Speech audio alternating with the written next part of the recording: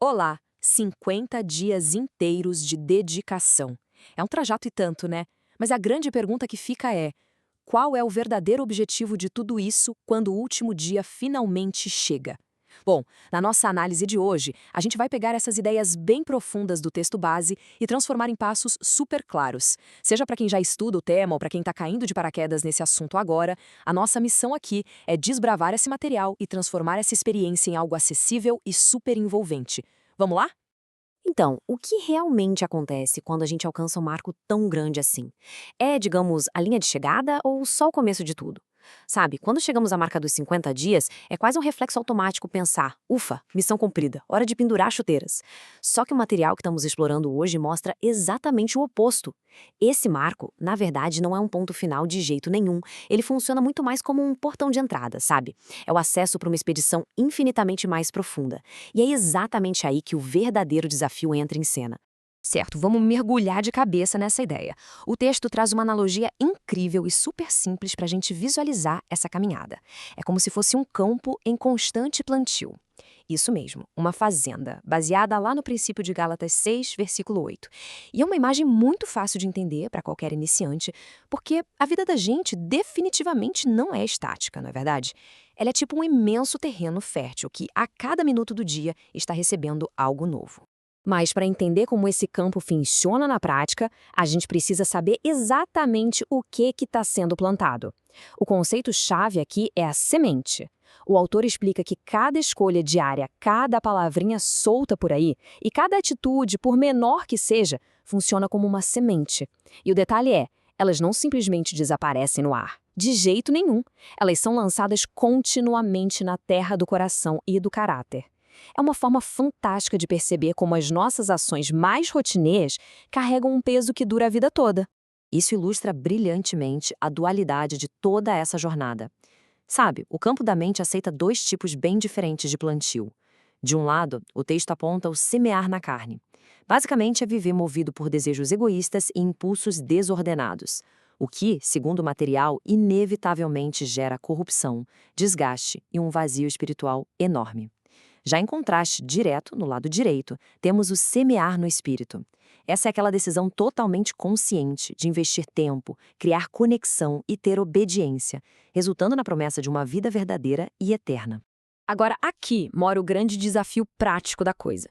Plantar essas boas sementes não é tipo um evento isolado ou fazer uma boa ação aleatória no meio do mês e achar que está tudo resolvido. Semear no espírito é de fato um chamado para um estilo de vida contínuo. E olha, exige uma perseverança gigante.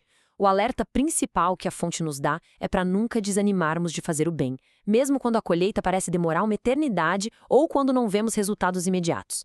A natureza tem o tempo dela para germinar lá debaixo da terra e a vida segue rigorosamente essa mesma regrinha de paciência. Então, se a gente der um passo para trás e olhar o cenário de forma mais ampla, aquele marco de 50 dias ganha um significado totalmente novo. O texto diz explicitamente que chegar até essa etapa é só alcançar o acampamento base da montanha. É isso aí, esse período inicial funcionou como um treino super intensivo para firmar novos hábitos. Mas a expedição real, aquela que dura a vida inteira, essa só está começando. E para garantir que ninguém se perca no meio do caminho, é absolutamente fundamental contar com um guia super confiável. E é exatamente nesse ponto que o Espírito Santo assume o papel desse guia essencial. Se a gente traçar o mapa histórico que o livro propõe, a presença desse guia é contínua e constante. Olha só, ele já estava lá no início absoluto de tudo, pairando sobre as águas na criação. Dando um salto para o primeiro século, a gente tem o registro do derramamento dele sobre os seguidores de Jesus lá no Pentecostes.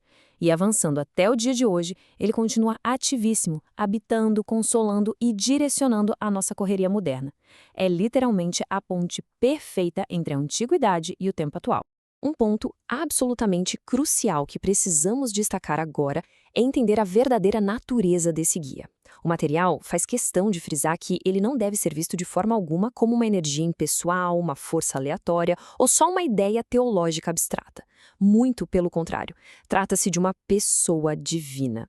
É alguém que convence do erro, que guia ativamente para a verdade e que tem o desejo real de governar e conduzir cada pequena área da existência.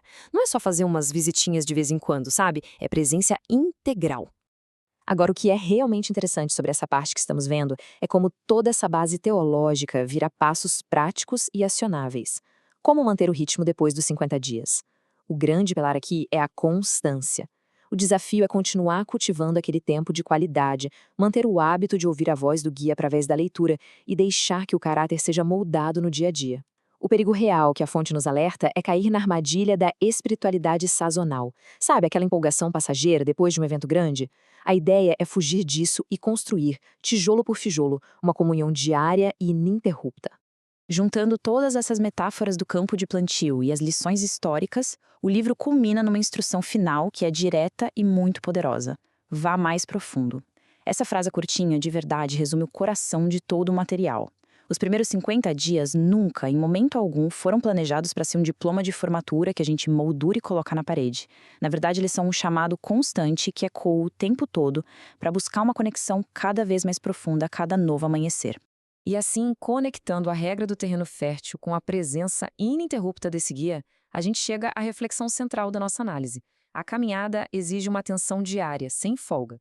Então, sabendo que as nossas reações cotidianas importam muito e que a lei da semeadura é absolutamente inevitável, fica a provocação que encerra a exploração de hoje.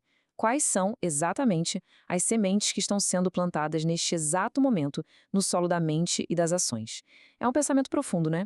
E funciona como um convite irrecusável para que a gente nunca pare no caminho do aprendizado. Até a próxima!